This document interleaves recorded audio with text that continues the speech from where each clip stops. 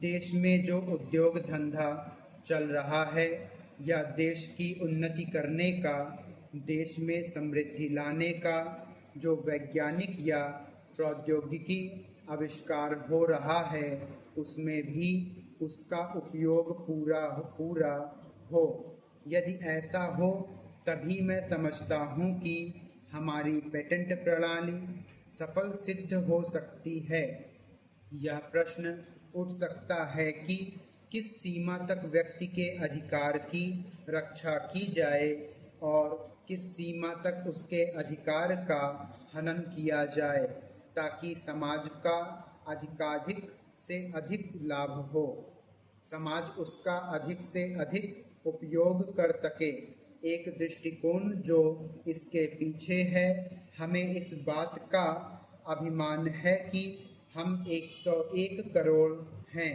हमारी कई जातियां, कई धर्म, कई भाषाएं और कई प्रकार के रीति रिवाज हैं।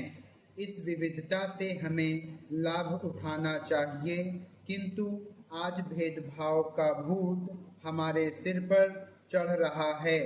भारत को स्वतंत्रता मिली है, इसका अर्थ यह होना चाहिए कि गरीबों की सेवा के लिए आज तक हमें जो सुविधाएं उपलब्ध नहीं थी वे मिली हैं।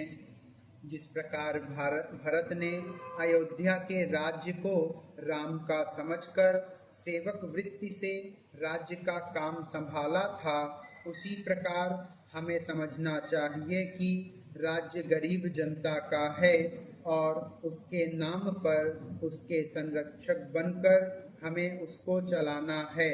अब गरीब को ऐसा अनुभव होना चाहिए कि हर एक उसकी सेवा में लग रहा है। सूर्य के उदय होने पर धनी गरीब सबके घरों में प्रकाश पहुंचता है। ठीक उसी प्रकार स्वराज्य का लाभ सबको एक समान मिलना चाहिए। इसका सुख धनी निर्धन सबको बराबर मिलना चाहिए। जनता को हमने वचन दिया था कि स्वराज्य मिलने पर हम आपके सुख दूर करेंगे।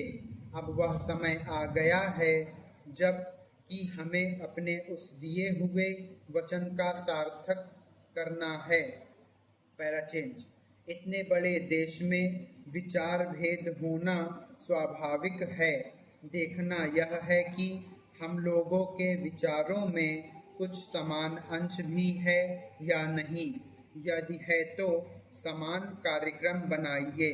इस प्रकार कार्य करने से हमारे भेदभाव कम होते होते एक दिन मिट जाएंगे और अच्छी बातों का अपने आप उदय होने लगेगा।